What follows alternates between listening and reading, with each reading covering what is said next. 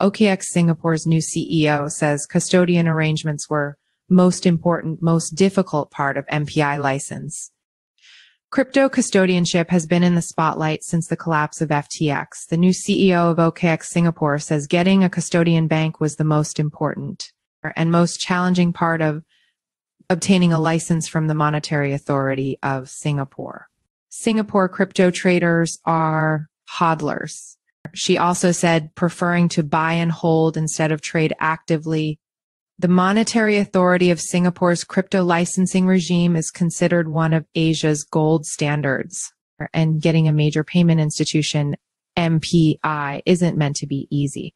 In a recent interview with CoinDesk, OKX Singapore's new CEO, Gracie Lin, whom the exchange recently hired from Grab, talked about the exchange's journey in getting this license, which it was awarded earlier this month, and what makes the Singapore market unique. Obtaining a custodial bank account was one of the most important conditions OKX needed to fulfill to transition from in-principle approval to a full license, Lin explained.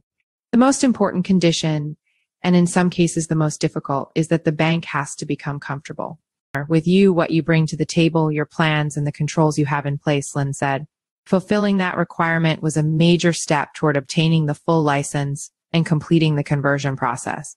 One doesn't have to look back very far to see the need for custodians. Japan was the safest place to be an FTX customer, thanks to rules written in the aftermath of the Mt. When Gox and Coincheck hacks requiring the use of independent third-party custodians. Former Mt. Gox CEO Mark Karpeles said in a recent interview that the collapse of his exchange simply wouldn't have happened if, at the time, they had modern tools like custodians available to them, or quick KYC.